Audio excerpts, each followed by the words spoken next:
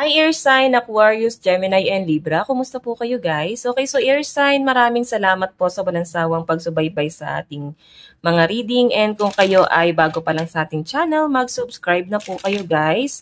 And i-click mo na rin yung ating notification bell para lagi po kayo guys updated sa ating mga bagong upload. Tignan natin Air Sign, ano bang inyong gabay? Air Sign, Aquarius, Gemini, and Libra. Gabay po ni Air Sign.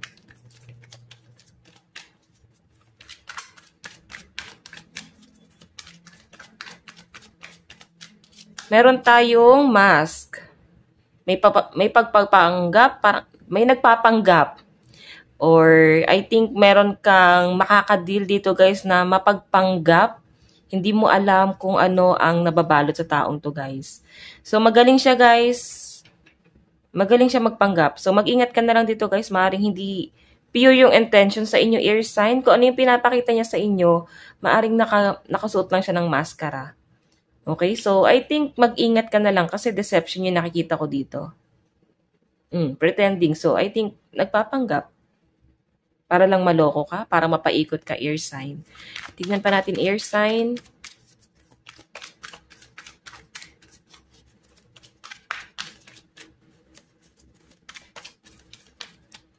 Meron po tayong blessing. Wow, nakakatuwa guys.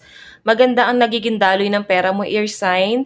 Mukhang bubuhos pa ang biyaya sa inyo guys. Okay?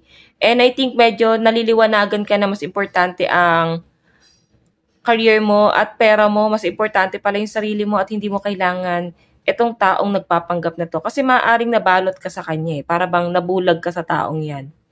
Okay? So, tignan natin. Your sign.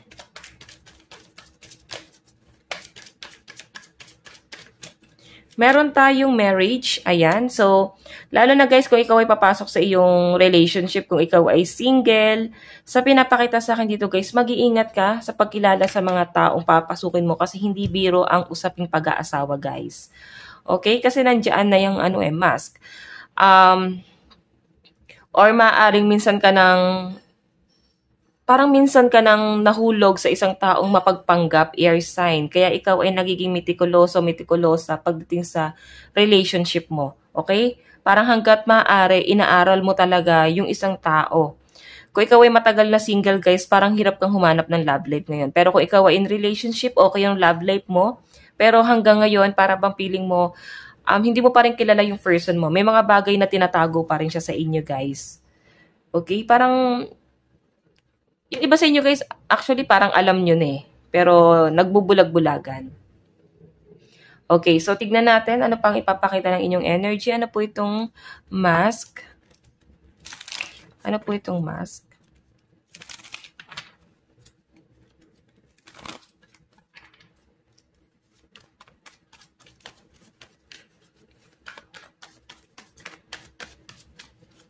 Meron po tayong Queen of Pentacles.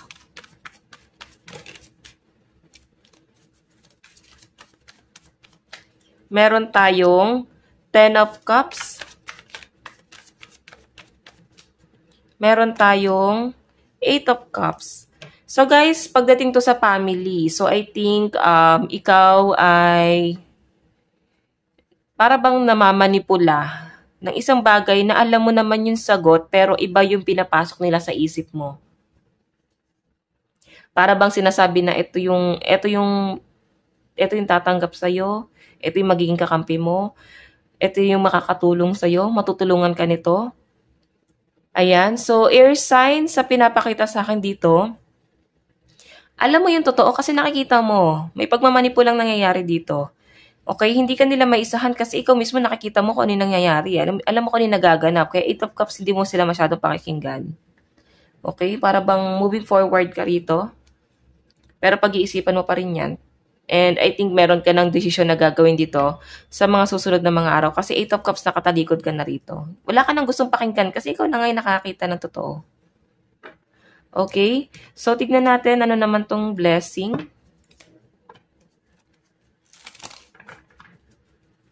Ano po itong blessing?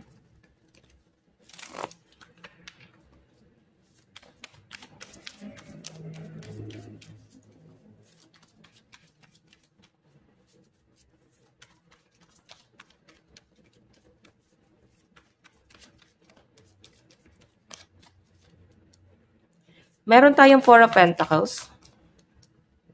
Meron tayong Six of Cups.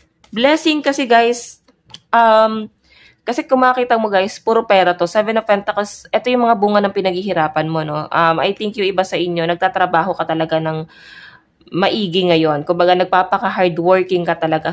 Four of Pentacles, may sapat kang naipon or maaaring nakuha mo na yung quota or pwede yung parte mo. Pwedeng dumating na yung bonus, sahod mo. So, I think meron ka sapat na pera dito na maaaring maibili mo para sa family mo yung mga bagay na gusto nila. Six of Cups, may mga tulong din ako nakita dito, air sign. Pagdating sa hanap buhay mo, para bang may promotion eh. I think mapopromote ka.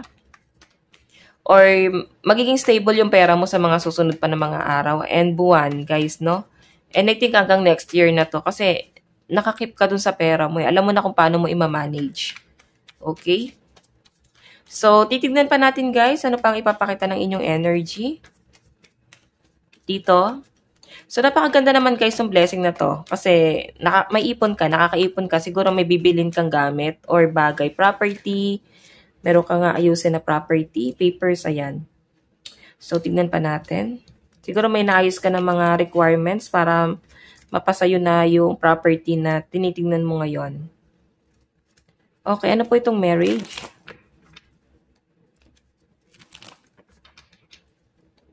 Ano po itong marriage?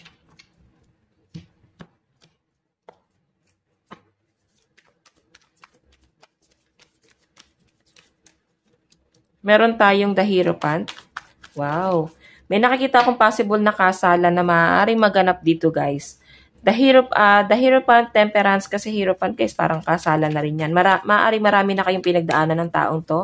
Or maaaring matagal mo na siyang kilala. Okay, meron tayong Knight of Cups. Sa pinapakita sa akin dito, guys, merong isang tao na lalapit sa'yo.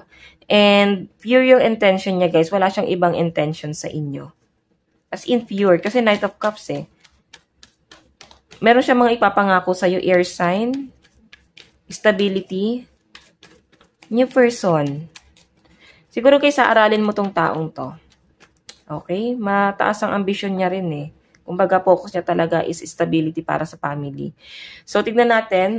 Love life mo naman. Ayan. Okay? Mukhang may marriage na magaganap. Pagdating sa love life,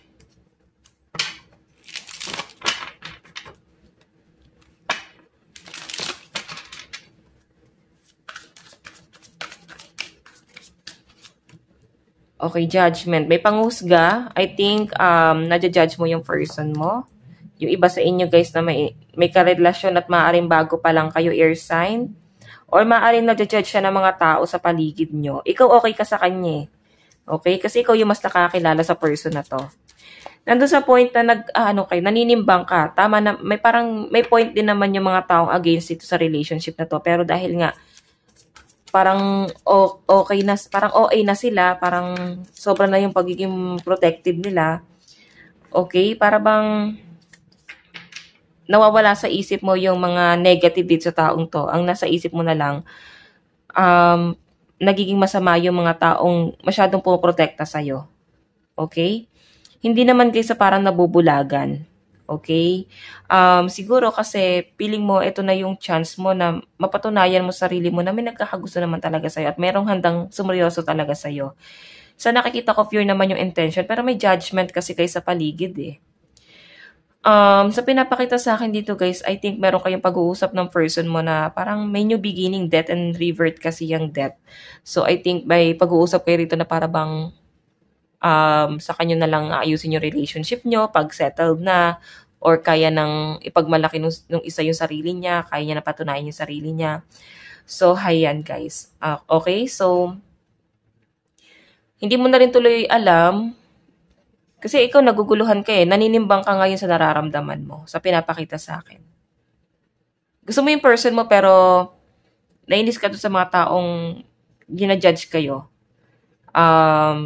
Though aware ka naman eh. Aware ka kung ano yung, parang alam mo, or papasok rin naman sa isip mo kung ano yung sinasabi ng mga taong nandiya-judge dito sa taong kapareha mo, sa partner mo. Aware ka doon. Pero kasi pag inopen na ng ibang tao, para bang, parang gusto mo wag kang pangunahan. Okay? Yun yung nakakuha kong energy. Parang wag niyo akong pangunahan. Hayaan niyo ako mag-decide. May utak naman ng mga air sign. Actually, yun yung mas pinapagana nyo. Okay? So, tignan natin guys, love advice. Meron tayong playfulness. So, enjoy lang muna guys. Meron tayong romantic feelings. Okay? So, I think nakita kong mahal ka talaga ng person mo guys. Okay? May nakikita lang ako dito guys, yung iba sa inyo, may mga napipilitan. Napipilitan dito na para bang ilayo mo na or itago mo na. Parang isang tabi mo muna yung love life mo para sa ikasisiyan ng iba. Or maaaring ang kalaban mo kasi is family mo, your sign. Mensahe ng person mo, meron tayong I'm starting to understand our connection. So, I think naintindihan ka ng person mo. Kaya may pag-a-adjust rin siyang ginagawa dyan. Okay? Iniintindi at inuunawa ka talaga niya. Tingnan natin guys. Meron tayong adventure, laughter, spontaneous, nature, and renewal. So, I think meron kang lalakarin. Siguro kailangan mag-explore ka muna, ear sign. Maaring ikaw ay masyadong introvert, hindi ka nakapag-explore, nakakalimutan mo sa sarili mo, okay? So guys, ang lucky number mo is 2 and 31. Ito lang naman ang inyong reading hanggang sa muli. God bless and love you. Thank you!